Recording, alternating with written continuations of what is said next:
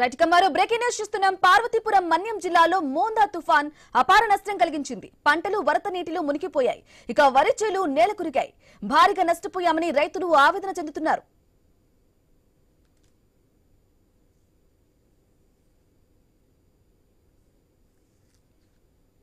ఇక విజయనగరం జిల్లాలో మోందా తుఫాన్ రైతుల కష్టాలు తెచ్చిపెట్టింది. చీపురుపల్లి నియోజకవర్గంలో గరివిడి, మొరకముడిదాం మండలాల్లో అన్నదాతలు భారీగా నష్టపోయారు. వరి చేలు నేలమట్టమయ్యాయి. చేతికి అందే దశలో పంటను కోల్పోయామని రైతులు అంటున్నారు.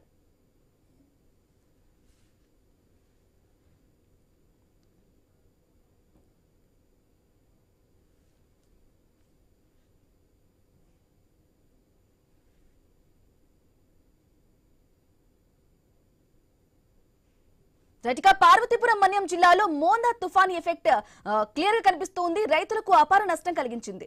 రైట్గా ఇదే విషయానికి సంబంధించి పూర్తి సమాచారం అందించడానికి మా ప్రతినిధి రాజు లైవ్ ద్వారా అందిస్తారు. రాజు, ఓవర్ టు యు. ఎస్ బ్రహ్మణి, ఏదైతే విజయనగరం జిల్లా వ్యాప్తంగా కూడా కురుస్తున్నటువంటి భారీ వర్షాల నేపథ్యంలో మెదా తుఫాన్ అయితే తీరం దాటింది.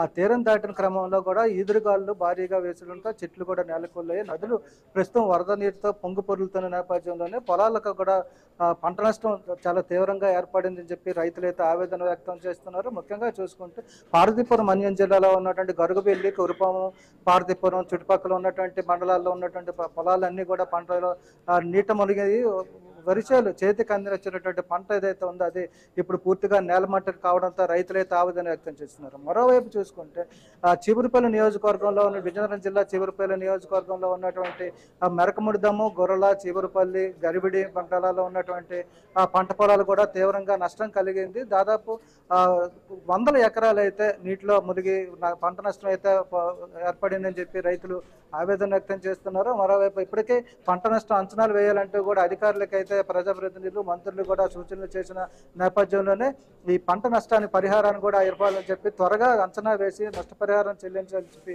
రైతులైతే ఆవేదన వ్యక్తం చేస్తున్న పరిస్థితి కనిపిస్తుంది. మరోవైపు ఏదో తీవ్ర తుఫానుగా ఉన్నటువంటి మెదా తుఫాన్ తీరం దాటే సమయంలో కురిసినటువంటి భారీ వర్షాలకైతే జిల్లాలో ఉన్న ఉమ్మడి విజయనగరం జిల్లా వ్యాప్తంగా ఉన్నటువంటి నదులు, వాగులు, వంకలు అన్ని కూడా పొంగి పొరులుతున్న పరిస్థితి కనిపిస్తుంది. దీంతో జలాశయాలు కూడా నిండుకొండల్లా కనిపిస్తున్నాయి. నదుల్లో వరద ప్రవాహం కూడా ఎక్కువగా ఉన్నట్టు పక్కనే ఉన్నటువంటి పంట పొలాలకైతే వరద ముప్పు ఇంకా పొంచి ఉందని చెప్పి చెప్పుకోవచ్చు.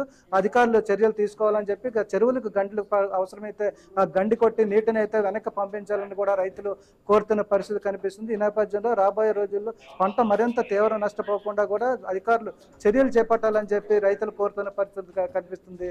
బ్రహ్మణి. Okay right Raju, thank you for the updates.